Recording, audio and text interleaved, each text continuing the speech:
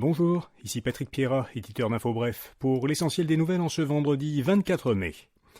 La loi qui doit moderniser le secteur de la construction a été adoptée. Cette loi vise à rendre l'industrie québécoise de la construction plus performante afin d'accélérer le rythme des chantiers.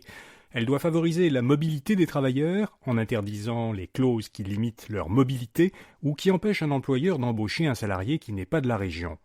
Les travailleurs seront plus polyvalents, ils auront le droit d'accomplir des tâches autres que leur fonction principale. La loi prévoit aussi des mesures pour accroître la place des femmes et des minorités sur les chantiers. Près d'un tiers des garderies ont des services éducatifs déficients. C'est ce qui ressort d'un rapport de la vérificatrice générale du Québec. 29% des CPE et garderies dont la qualité éducative a été évaluée par le gouvernement ont échoué à cette évaluation.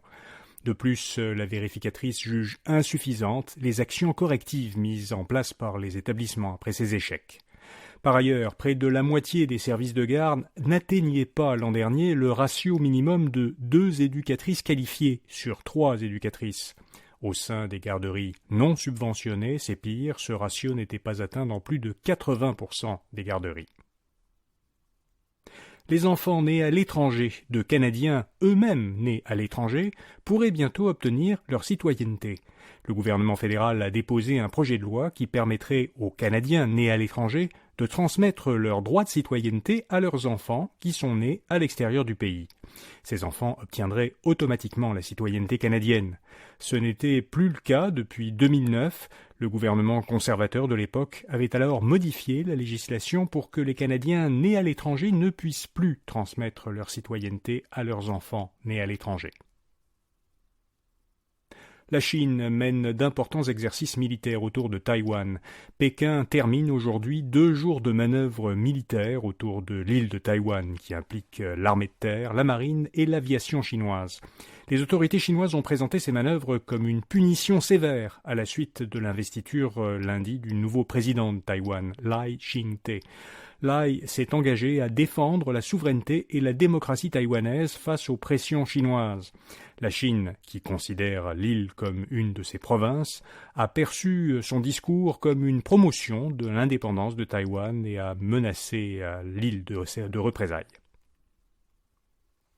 Face à la fronde de nombreux actionnaires de Gildan, le conseil d'administration a démissionné.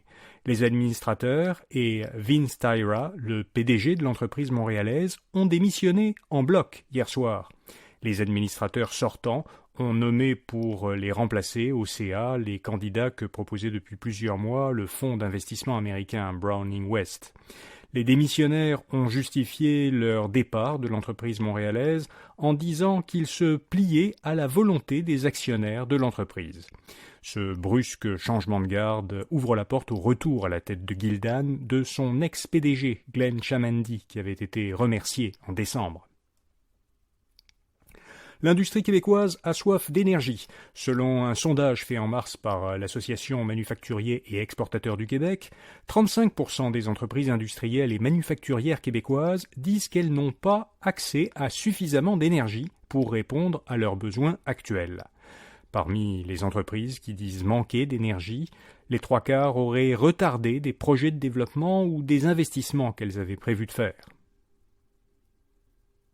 Record d'investissement direct étranger au Québec. L'Investissement Québec a accompagné entre avril 2023 et mars cette année 800 filiales de sociétés étrangères dans leur démarche d'investissement au Québec.